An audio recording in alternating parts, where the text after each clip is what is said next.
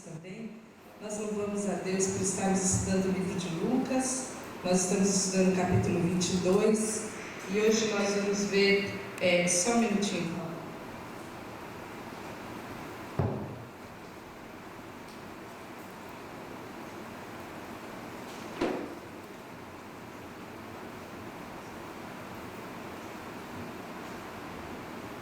Vamos ver a negação de Pedro. Todos aqui sabem que Pedro foi o discípulo que negou Jesus, certo?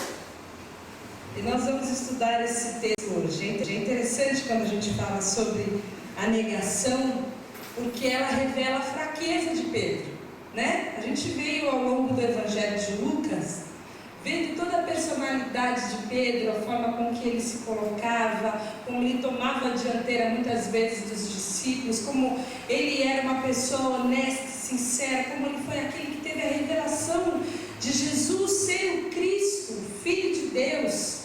E nesse momento é o momento onde é revelada a fraqueza de Pedro, mas também é revelada a força do amor de Cristo. Se Pedro falha no amor que ele tinha para com Jesus, nós vemos também a vitória do grande amor de Jesus para com Pedro. E para nós que seguimos Jesus e que estamos acostumados com falhas, nós que estamos acostumados a cair em tentações, nós que estamos acostumados a tropeçar, essa palavra é uma palavra que traz grande ensino para nós. Apesar de ser uma história de tristeza, de decepção, de frustração, uma história de humilhação, é também uma história emocionante, porque é uma história de um amor verdadeiro e a história de um amor eterno.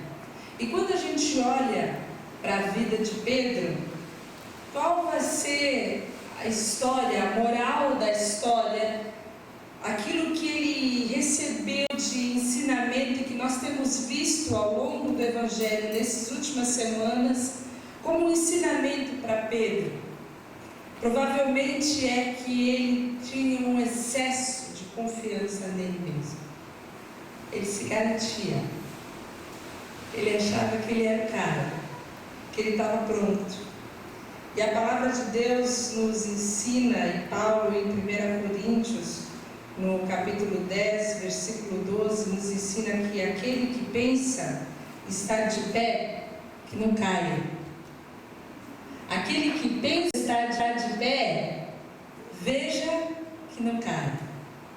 Se você, nessa manhã, se sente de pé, se sente firme, forte, seguro na rocha, veja que você não caia. É esse provavelmente o ensino que Deus tem para trazer para os nossos corações. Agora, se nós nos ativéssemos apenas ao relato de Lucas sobre essa negação de Pedro, provavelmente nós teríamos a impressão que essa negação se deu em poucos minutos, que foi uma coisa seguida uma da outra. Mas quando nós vemos dentro dos contextos de Mateus 26, Marcos 14, Lucas 22 e João 18, nós vemos que uma coisa interessante aconteceu, porque ela se deu exatamente no momento em que Jesus estava sendo julgado. A semana que vem nós vamos começar a estudar mais propriamente esse julgamento de Jesus. Mas Jesus teve 3 julgamentos. Ele teve o primeiro diante de Anás, o segundo diante de Caifás e o terceiro que foi um julgamento jurídico, que só podia ser feito durante o dia. Mas nessa madrugada de sexta-feira, ele teve 2 julgamentos. E enquanto Jesus ia sendo julgado na trama principal, concomitantemente Pedro negava Jesus. Durante essas 2 horas, ali no pátio, ali entre a casa de Anás e Caifás. E no meio da noite, nós vimos na semana passada, os soldados chegaram junto com os líderes de Israel, prenderam Jesus e levaram Jesus. Mas a história da negação de Pedro não começa agora no versículo 54. Se você se lembrar, a história começa lá em Lucas 22, 31. Quando Jesus chegou para ele ali na ceia, no cenáculo, naquela reunião especial onde eles tiveram advertência, ensino, amor, comunhão, e ele falou para Pedro o seguinte: se Simão, Simão, Satanás pediu vocês para peneirá-los como trigo. Mas ele respondeu: estou pronto para ir contigo para a prisão e para a morte. Respondeu Jesus: eu lhe digo, Pedro, que antes que o galo cante hoje 3 vezes, você negará que me conhece. E essa primeira advertência que Jesus trouxe para ele foi uma advertência sobre o perigo de Satanás. Olha, Satanás está rondando. Existe um inimigo, existe um adversário. Ele está pedindo vocês para peneirar vocês como trigo, para quebrar, para chacoalhar. Nós já vimos esse texto. E a reação de Pedro foi de excesso de confiança. E esse é o caminho para o fracasso e também o caminho para o pecado. Ele achou que ele estava pronto. Eu estou pronto para vencer o diabo. Eu estou pronto para vencer as tentações. Eu estou pronto para ir contigo para a prisão e para a morte. Em Marcos 14, versículo 30, Jesus fala: seguro-lhe que ainda hoje, esta noite, antes que 2 vezes cante o galo, 3 vezes você me negará. E depois disso, eles foram orar. Em Mateus 26, do versículo 40 e 41, Jesus vai até esses discípulos ali no Getsemane. Nós vimos na semana passada. E ele fala aos seus discípulos quando os encontra dormindo: vocês não puderam vigiar comigo nem por uma hora? Perguntou ele a Pedro: vigiem e orem para que não caiam em tentação. O espírito está pronto, mas a carne é fraca. E essa foi a segunda advertência naquele pequeno e curto espaço de tempo que Jesus traz para Pedro. Você precisa tomar cuidado com o diabo, você precisa se ligar. Ele pediu vocês para ajoelhar como trigo, e você precisa vigiar e precisa orar, porque a carne é fraca. Se ele deu uma primeira advertência a respeito de Satanás, a segunda era a respeito da carne. A carne é fraca. E nós vimos que a grande diferença da postura vitoriosa de Jesus naquele momento de prisão, da postura dos discípulos, foi porque enquanto os discípulos dormiam, Jesus orava. Jesus teve um momento de intimidade com o Pai quando chamou de Abba. Jesus se derramou honestamente, ajoelhado, com a cara no chão, gritando em voz alta. Ele clamava: se possível, passa de mim esse cálice. Mas Jesus também teve um encontro com a vontade do Pai. Ele pôde submeter a sua vontade à vontade do Pai, dizendo: todavia, não seja como eu quero, mas como tu queres. Esse foi o texto da semana passada. Mas eles dormiam, eles estavam prontos. E Pedro julgava ter a capacidade de dominar a carne. Mas não foi isso que aconteceu. Quando prenderam a Jesus, todos fugiram, todos falharam. Jesus foi preso, e Pedro, que se vangloriou muito, orou pouco, vigiou pouco, e a sua autoconfiança gerou ainda mais um problema, que nós também vimos semana passada. E um deles feriu o servo do sumo sacerdote, decepando-lhe a orelha direita. Jesus, porém, respondeu: basta. Tocando na orelha do homem, ele o curou. Do alto da sua arrogância, da sua prepotência, da sua autoconfiança, ele achou que podia impedir a prisão de Jesus, e pegou a espada e cortou a orelha de Malco. E essa foi a primeira das derrocadas que Pedro começa a ter a partir de agora. E Provérbios ensina que o orgulho vem antes da destruição, e um espírito altivo antes da queda. Todas as coisas partiam de um coração autoconfiante, de um coração arrogante, que achava que estava pronto para enfrentar o diabo, que não precisava orar, não precisava vigiar. E alguém que podia vencer e impedir a prisão de Cristo, Filho de Deus, com uma espada. E Jesus fala para ele: eu podia pedir 6 legiões, 12 legiões de anjos, são 6 mil, são 72 mil anjos, o pai me daria. Você ia com essa espada aí, Pedro. Mas ele achava que ele podia, porque o espírito altivo veio antes da queda. E esse é Pedro. E agora nós estamos no nosso versículo 54, o começo do estudo de hoje, depois desse pano de fundo. O texto diz que então, prendendo-o, levaram-no para a casa do sumo sacerdote. Pedro o seguia à distância. E Jesus estava amarrado, levado como um prisioneiro para a casa do sumo sacerdote. Eles tinham que achar algum tipo de acusação. Eles tinham que produzir naquela madrugada algum tipo de prova, para que ao Jesus ser levado ao julgamento na frente do povo, naquela manhã, eles pudessem condenar e executar Jesus ainda naquele dia. Por isso que eles fizeram aquele julgamento na calada da noite. E essa primeira fase, Jesus é levado a Anás. Anás era o sumo sacerdote antigo, aquele que tinha o poder, que mandava nos bastidores.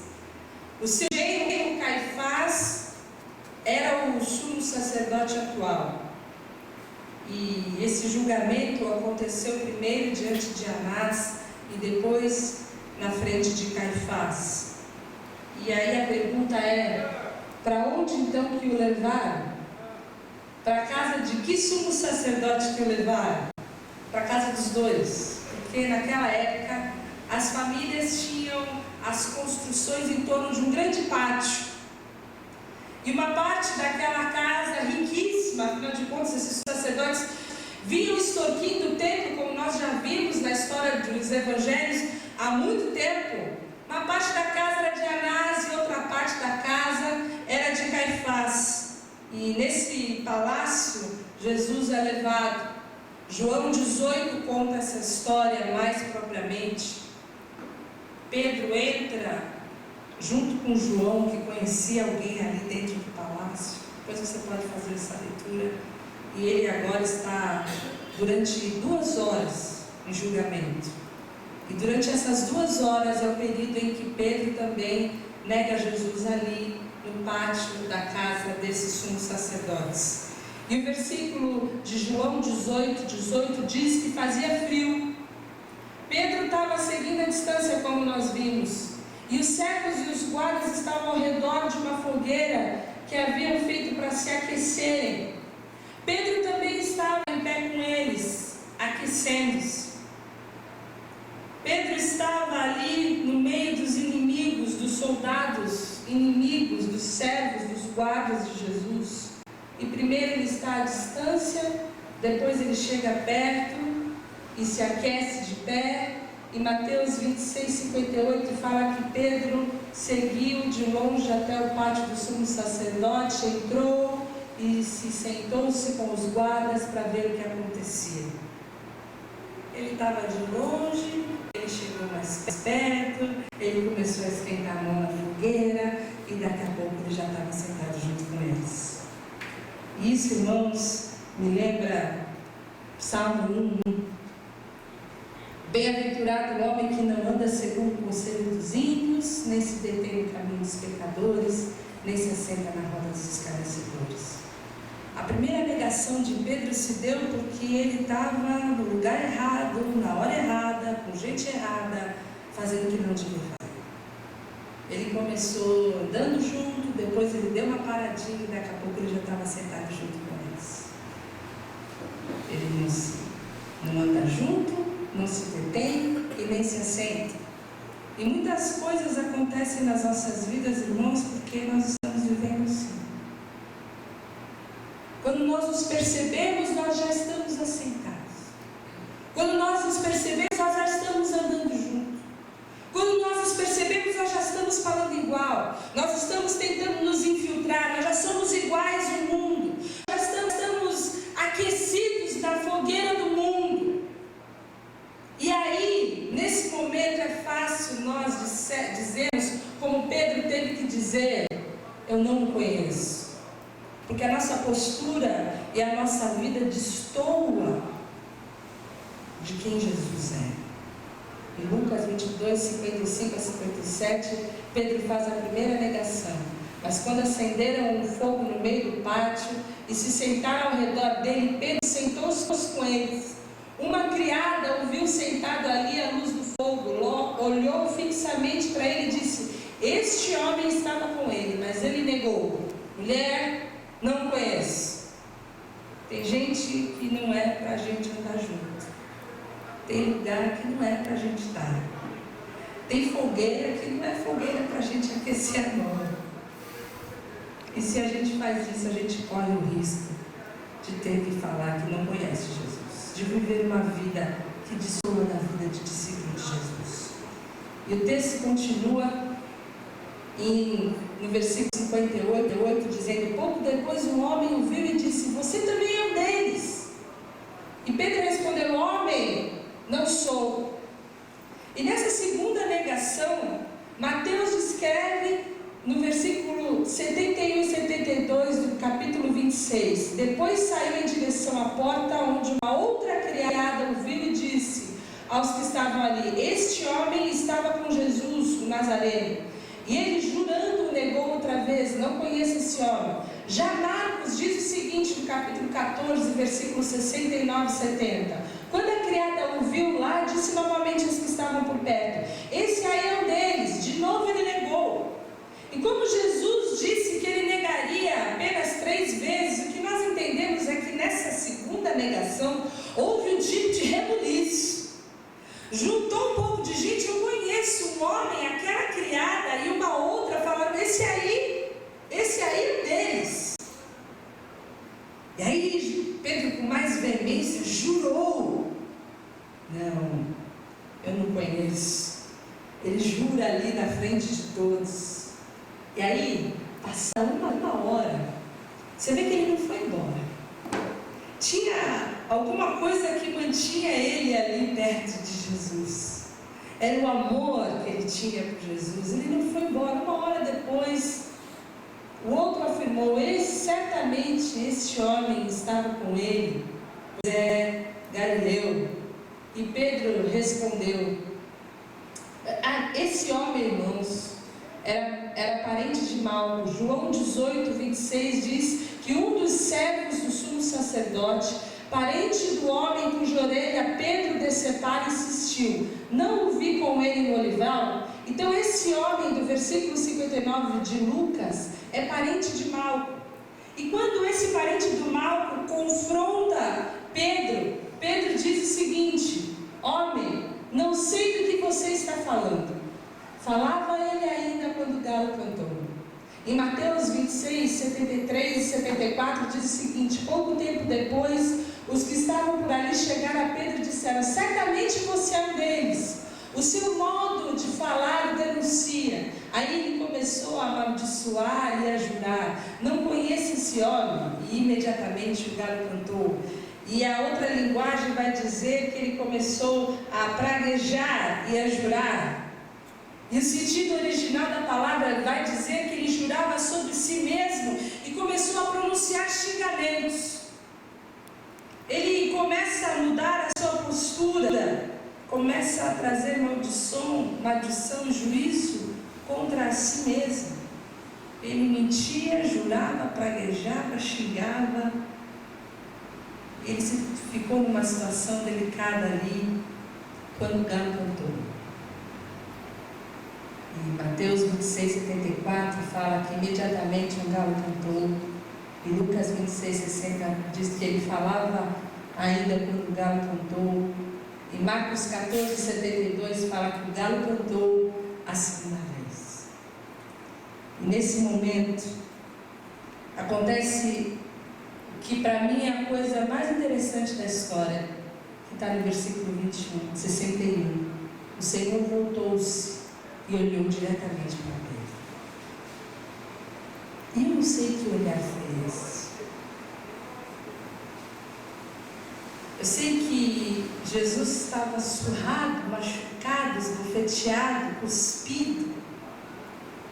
Ele está sendo machucado por aqueles homens e por aqueles guardas. E talvez entre o julgamento de Anás e Caifás, naquele trânsito, ele cruzou o olhar com o olhar de Pedro. E eu imagino que o olhar tenha sido esse, irmãos, um olhar de dor, um olhar de tristeza, um olhar de decepção, mas um olhar de amor. Não era um olhar, eu não te disse, era um olhar de amor, porque a palavra diz que Pedro se lembrou da palavra que o Senhor lhe tinha dito: antes que o galo cante, hoje você me negará 3 vezes. E saindo dali, ele chorou amargamente. Quando o olho dele cruzou com o olhar de Jesus, ele percebeu que todo o amor que ele sentia não foi suficiente. Toda a coragem, a ousadia, a confiança que ele tinha não foi suficiente. Todo o temor que ele teve em declarar que Jesus era o Cristo, Filho de Deus, não foi suficiente, porque ele não pôde declarar aquilo ali na frente dos seus opositores. Pelo contrário, o amor, o temor e a coragem serviram de empecilho para que ele pudesse receber as palavras de advertência que Jesus trouxe. Fica ligado, Pedro. Vigia, Pedro. Ora, Pedro. Ele estava seguro. Ele não levou as palavras de Jesus a sério. Ele rejeitou a repreensão, ignorou a voz de Deus. Ele achava que ele podia vencer aquilo ali na força do braço dele. E ele, sem discernimento, acabou usando as armas erradas contra os inimigos errados, como nós vimos na semana passada. E agora ele estava ali, esquentando a mão na fogueira junto com os inimigos de Jesus, praguejando, xingando, amaldiçoando a si mesmo, trazendo juízo sobre si mesmo. Que cena triste que Jesus viu. Que coisa triste ele fazer algo que ele jamais imaginara fazer, ele, Pedro. Isso, irmão, serve como advertência a todos nós. Porque ele tinha chamado, ele era alguém escolhido. Jesus orou uma madrugada inteira antes de escolhê-lo. Ele tinha andado com Jesus, ele tinha visto os milagres que Jesus fez, ele conhecia Jesus, e agora ele estava ali no fundo do poço, no meio de mentira, de falsidade, de xingamento, de negação, e ele se encontra com o olhar de Jesus. E o fim dessa história podia ser igual à história de Pedro, de Judas, e Pedro saiu e enforcou-se. Mas tinha um diferencial nessa história aqui. E a diferença dessa história, vocês vão se lembrar, é que Jesus orou por ele. Jesus orou por ele para que a fé dele não desfalecesse. Jesus orou por ele e por causa disso houve uma reviravolta nessa história. Porque Jesus era poderoso para fazer um galo cantar enquanto todas as aves estavam caladas. E no meio daquela madrugada, no meio do silêncio daquela madrugada, após a terceira negação de Pedro, o galo cantou. E quando o galo cantou, algo aconteceu no coração de Pedro. E a primeira coisa que aconteceu é que Pedro lembrou que Jesus é poderoso, que Jesus estava no controle de todas as coisas. Jesus era poderoso para fazer um galo cantar quando ele devia estar dormindo. E ele se lembrou do poder que Jesus tinha sobre os peixes. Se lembrou do poder que Jesus tinha sobre o mar, sobre os ventos, sobre a tempestade. Do poder que Jesus tinha sobre a doença. Do poder que Jesus tinha sobre a morte. Quando o galo cantou, Pedro lembrou que Jesus está no controle de todas as coisas e que Ele é poderoso. Em segundo lugar, quando o galo cantou, Pedro se lembrou das palavras de Jesus. O texto diz isso, que as palavras de Jesus eram verdadeiras. Só que Jesus tinha dito para ele: quando você se converter, você vai fortalecer os seus irmãos. Havia esperança para Pedro. havia esperança, havia um caminho de retorno, havia um caminho de conversão, havia uma nova chance. E se aquele cacarejar não era o raiar do novo dia para nenhuma outra pessoa, para Pedro era. Para ele marcava um novo recomeço, por isso que ele chorou amargamente. E esse choro foi um choro do arrependimento, como nós vamos ver mais tarde. Ele chorou quando ouviu o galo cantar. Ele chorou quando cruzou o seu olhar com o olhar de Jesus. Ele chorou porque o seu amor não foi suficiente, mas o amor que ele sentia por Jesus o fez chorar amargamente. Ele foi achado na sua covardia. Ele foi achado naquele processo de arrependimento e agora ele não levaria mais o Evangelho na sua própria força. Pedro não seria mais alguém que se colocaria à frente na sua própria força. Ele ia atentar para as palavras de Jesus e mais tarde ele seria cheio do Espírito Santo, conduzido, levado pelo Espírito Santo. Ele chorou amargamente porque ele enfrentou a sua própria corrupção, a sua própria fraqueza. E essa talvez seria a derrocada final de Pedro. E Lucas termina a história de Pedro aí.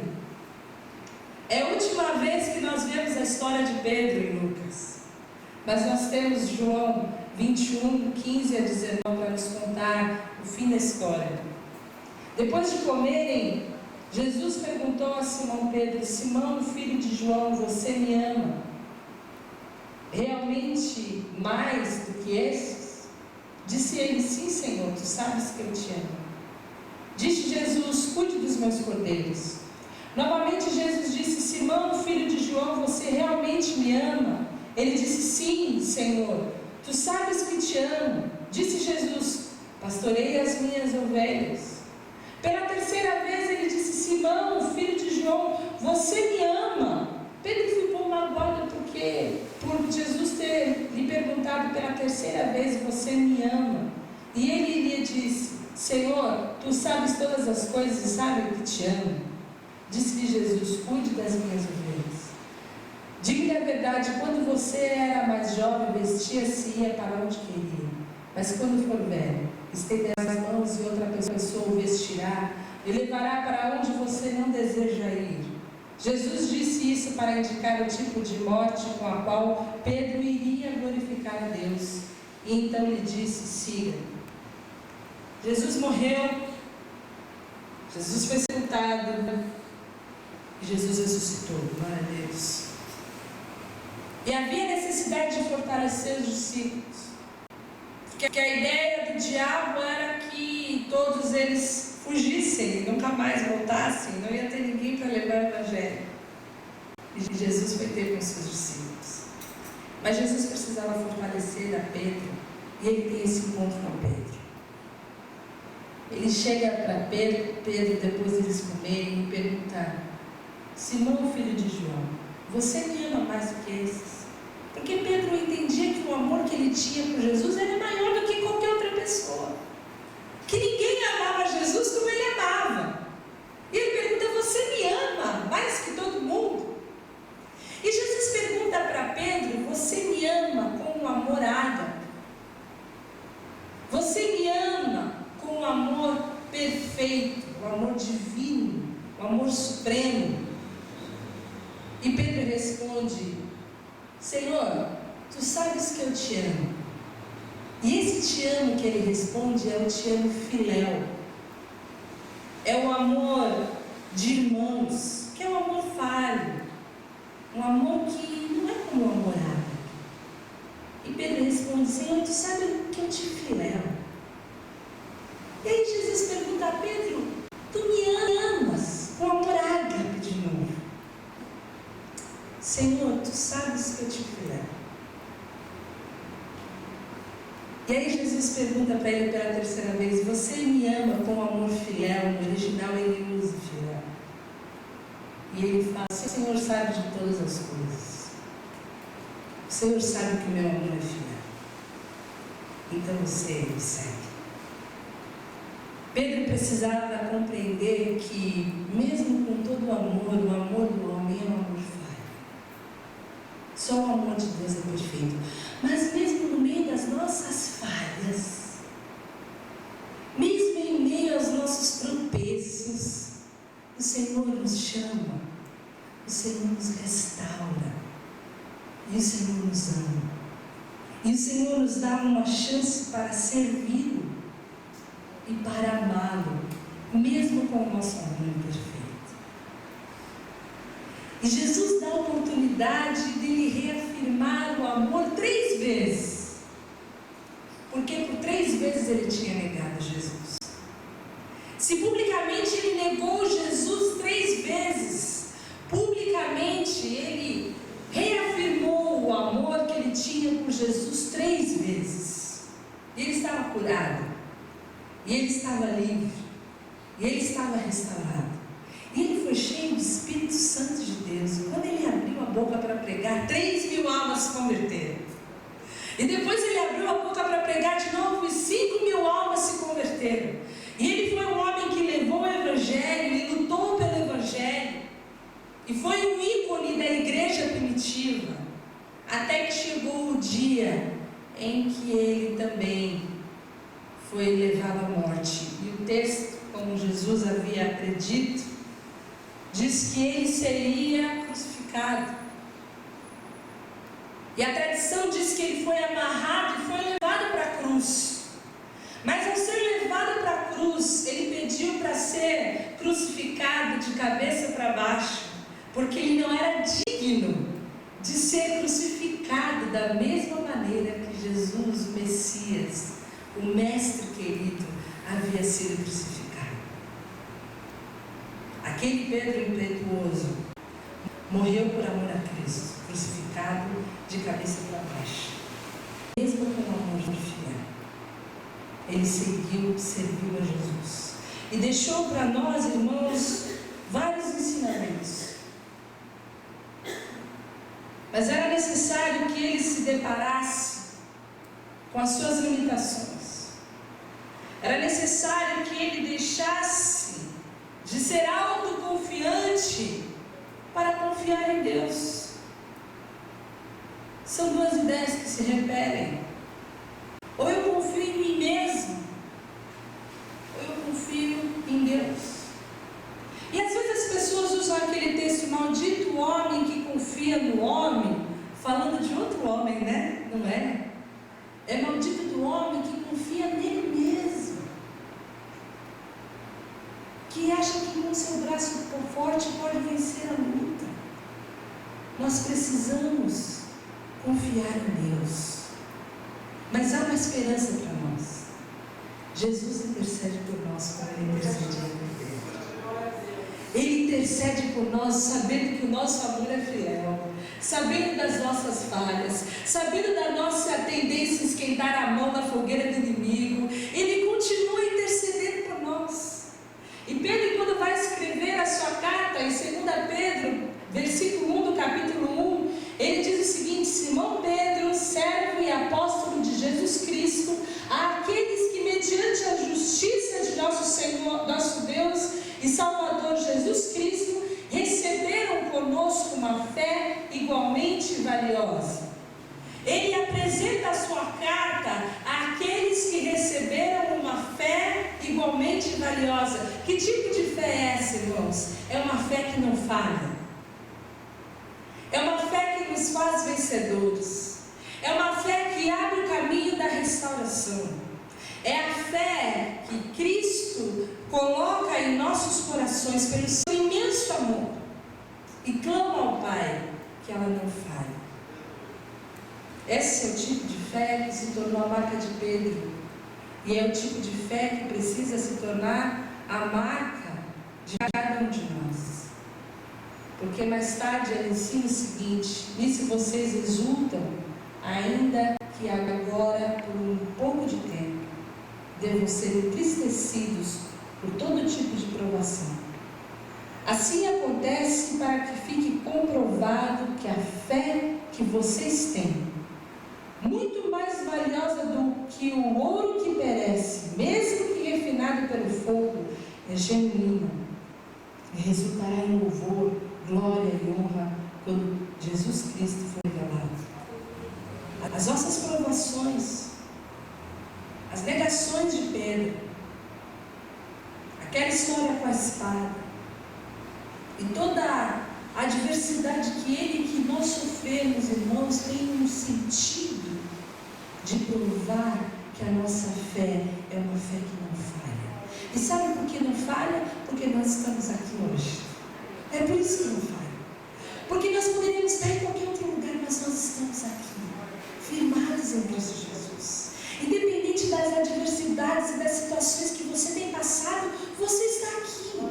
Você está firmado, você está clamando, você está pedindo, você está suplicando, você está se prostrando honestamente, intimamente diante de Deus, e essa fé não vai falhar.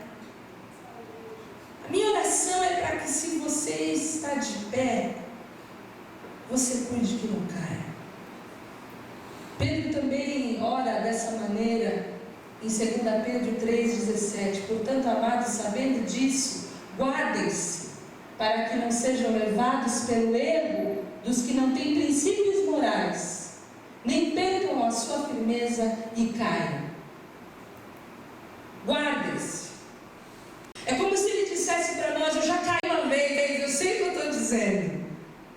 Guardem-se, para que vocês não percam a sua firmeza e caiam. Guardem-se. Cresçam na graça e no conhecimento de nosso Senhor Jesus Cristo. O jeito de estarmos guardados e seguros é conhecermos a graça, é conhecermos esse favor imerecido, é sabermos que não há nada em nós, que nós não temos recurso nenhum, que não há possibilidade natural de nós nos mantermos firmes na rocha, se Cristo não estiver intercedendo por nós. Nós não temos capacidade de, na força do braço, vencermos o diabo, vencermos a carne, vencermos as influências do mundo nas nossas vidas. Nós estamos seguros pela graça de Deus. Nós estamos firmados pela fé que não falha. Se você está de pé, cuide para que você não caia. Mas se você se sente caído, que você ouça o galo cantar na sua vida nessa manhã.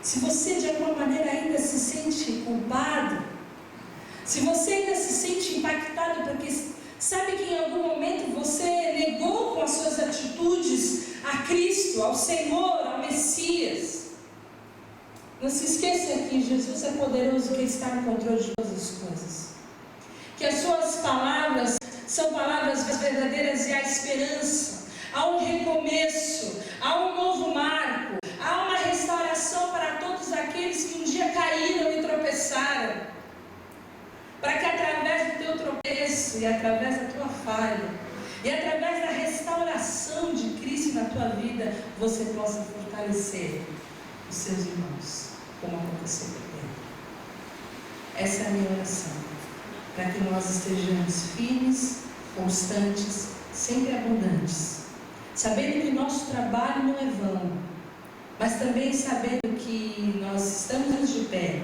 e precisamos vigiar e orar, porque a carne é fraca e o diabo anda ao nosso redor, bramando quem possa tragar, mas ao nosso redor estão os anjos do Senhor. Amém? Eles estão ao nosso redor, eles nos livram. E nós não precisamos temer, mas nós precisamos vigiar. Que essa mensagem encha o nosso coração de esperança, de atenção, de advertência, para que nós caminhemos firmes na rocha que é Cristo Jesus. Vamos orar? Senhor, nós te louvamos pela tua palavra, te agradecemos pela tua graça, te agradecemos porque o Senhor nos ama com amor perfeito, mesmo vendo o nosso amor perfeito. Mas nós te amamos com todo o nosso coração e nós queremos te seguir e queremos te servir. Nós queremos responder positivamente ao teu chamado, Senhor. E nós sabemos que em nós não há recurso nenhum. Que toda a tendência natural da nossa carne é para a corrupção, é para a devastação. Mas em Cristo Jesus há uma nova chance, é sempre um novo recomeço. E nós nos nutrimos com as tuas promessas de que o Senhor é um Deus que nos restaura, é um Deus que nos levanta, e é um Deus que nos enche com o teu Santo Espírito. E sabemos que aqueles que andam no Espírito não cumprem as concupiscências da carne. Por isso, Senhor, nós queremos viver debaixo das demandas do teu reino. Viver atentando, viver vigiando, viver orando, viver nos prostrando honestamente, intimamente e com a nossa vontade submetida à tua, para que possamos ser fortalecidos pelo Senhor e sermos vitoriosos no momento da adversidade. É no nome de Cristo Jesus que eu peço por mim, Senhor, e por todos os meus irmãos